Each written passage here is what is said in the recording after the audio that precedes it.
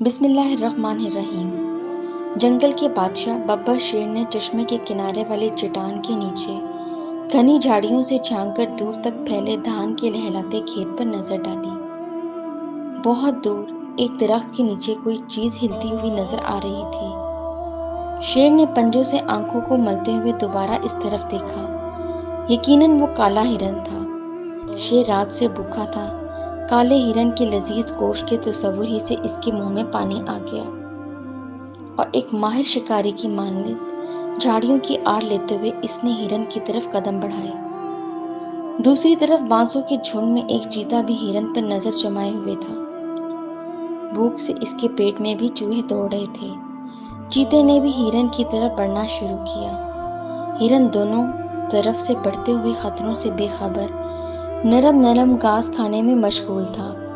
کبھی کبھی وہ اپنی بادام جیسی آنکھیں گھما کر ادھر ادھر دیکھتا اور پھر گھاس کھانے لگتا۔ جانور خطرے کی بو سونگھ لیتے ہیں۔ ہرن کی بے چینی آنکھیں ظاہر کر رہی تھی کہ اس نے خطرے کی بو سونگھ لی ہے۔ اس نے کان کھڑے کر کے گردن گھما کر چشمے کی طرف دیکھا جہاں میدان میں دو ریچھ کے بچے کھیل رہے تھے۔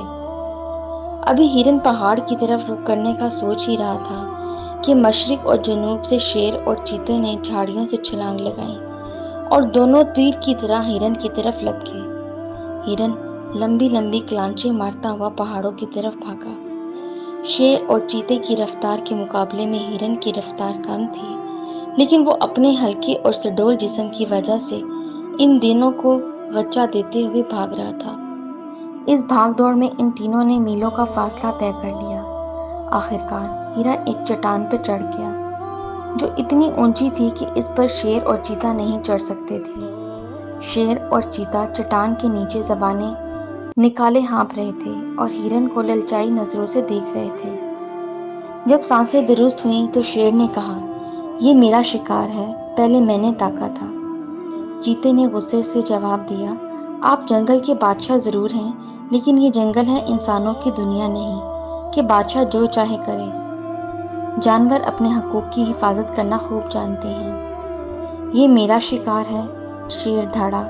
انسان ہو یا جانور، جس کی لاٹھی اس کی بھینس کا قانون ہر جگہ چلتا ہے۔ میں تم سے زیادہ طاقتور ہوں۔ شیر اور چیتے کی تکرار سن کر ہرن نے اطمینان کا سانس لیا اور کہا، میرے محترم بادشاہو، یہ میری خوش نصیبی ہوگی کہ میں آپ جیسے شاہی خاندان کے افراد کی غذا بنوں، لیکن پہلے آپ دونوں طے کر لیں کہ آپ میں سے کون میرا لذیذ گوشت نوش فرمائے گا۔ شیر اور چیتا دوبارہ تکرار کرنے لگے۔ اسی دوران ادھر سے ایک گدھے کا گزر ہوا تو ہرن نے جھٹ سے مشورہ دیا، میرے خیال سے آپ دونوں اس سلسلے میں گدھے صاحب سے مشورہ لے لیں، کیونکہ مشورہ دینے کے لیے عقل مند ہونا ضروری نہیں۔ شیر نے کہا، چلو مجھے منظور ہے، وقت پڑنے پر گدھے کو بھی باپ بنانا پڑتا ہے۔ چیتے نے گدھے کو حکم دیا، گدھے کے بچے ادھر آ۔ گدھا پہلے تو ڈرا کہ کہیں یہ دونوں اسے ہی ہڑپ نہ کر لیں، پھر ڈرتے ڈرتے دانت نکالتا ہوا ان کے قریب آیا اور جب اس نے پورا قصہ سنا تو خوشی سے مشورہ دیا، ہاں تو شیر صاحب، آپ کا دعویٰ ہے کہ آپ نے ہرن پر پہلے نظر بد ڈالی، جبکہ چیتے صاحب کا دعویٰ ہے کہ ہرن کو دیکھ کر پہلے ان کی رال ٹپکی۔